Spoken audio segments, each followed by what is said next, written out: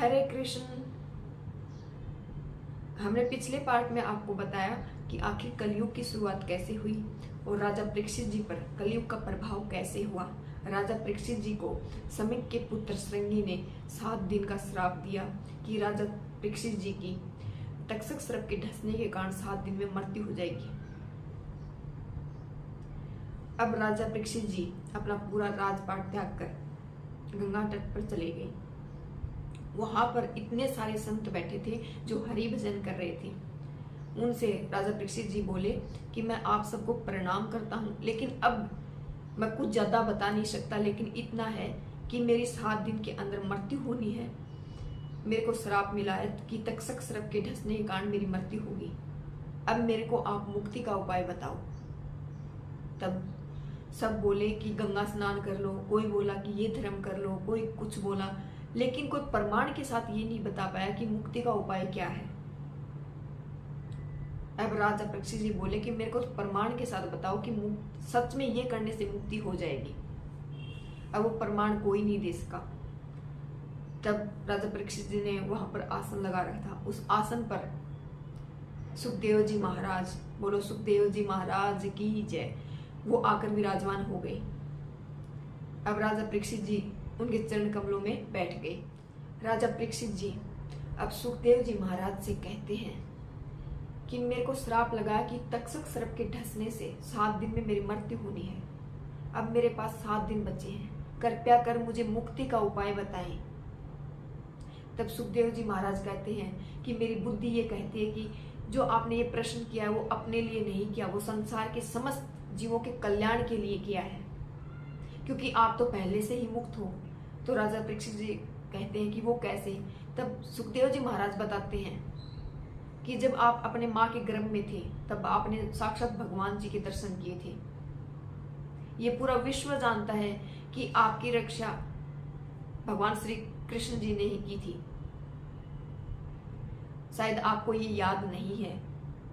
और दूसरा, आप इतने संतों के बीच बैठे हो और ये सब हरि भजन कर रहे हैं और इनके संकीर्तन से भी मुक्ति मिल जाती है। और तीसरा, अगर आपको तक्षक सर्प के ढसने से ही 7 दिन में आपकी मृत्यु होनी, तो श्रृंगी आपको 7 दिन का श्राप क्यों देता? वो ये श्राप भी दे सकता था कि तक्षक सर्प के ढसने से आज ही राजा परीक्षित जी की मृत्यु हो जाएगी। तब सुखदेव जी महाराज आगे कहते हैं कि हे राजन, मुक्ति के लिए 7 दिन की आवश्यकता नहीं है, मुक्ति के लिए तो एक क्षण काफी है। अगर किसी व्यक्ति ने पूरे जीवन भर गलत से गलत कार्य किए, पाप किया है, लेकिन फिर भी अगर वो अंतिम श्वास ले रहा है और उसके कान में हरि शरणम कह दिया जाए, हरि शरणम बोल दिया जाए, उसकी मुक्ति तो वैसे ही हो जाती है। तो 7 दिन की आवश्यकता नहीं है मुक्ति के लिए, मुक्ति के लिए तो एक पल की आवश्यकता है।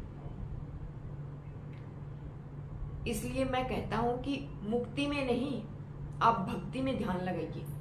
तब राजा परीक्षित जी कहते हैं, मुक्ति और भक्ति में क्या अंतर है? तब सुखदेव जी महाराज बताते हैं कि मुक्ति वो है जो मृत्यु के बाद भगवान के दर्शन, और भक्ति वो है जो इस पृथ्वी पर रहकर अपने परिवार का निर्वहन करके भी भगवान को प्रकट करना।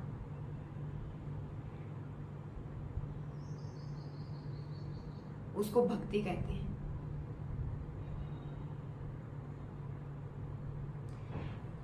और आप अब भक्ति में लग जाइए।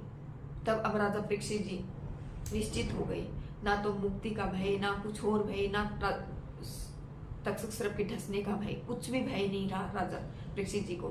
अब राजा परीक्षित जी कहते हैं कि अब मेरे को अब भक्ति के बारे में बताइए। तब सुखदेव जी महाराज आगे कथा कहनी प्रारंभ करते हैं। तो यही है भक्ति और मुक्ति में अंतर और राजा परीक्षित जी का जीवन। अब राजा परीक्षित जी को भी अपने लिए मुक्ति नहीं चाहिए थी, वो हम जैसों के लिए मुक्ति का उपाय ढूंढ रहे थे, जो मिल गया कि हरि भजन कीजिए, मुक्ति हो जाएगी। आगे कथा कही है सुखदेव जी महाराज ने,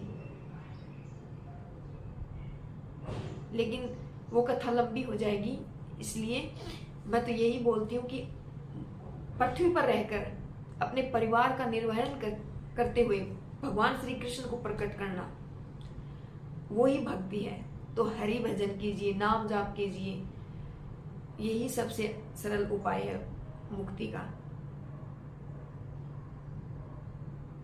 ये मानव जीवन मिला है तो इससे कुछ अच्छा करो, बुरा नहीं, पाप नहीं, कुछ ऐसा नहीं कि भगवान हमसे नाराज हो।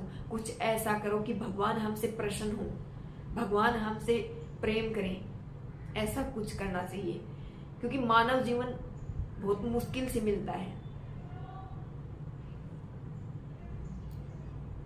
राधे राधे।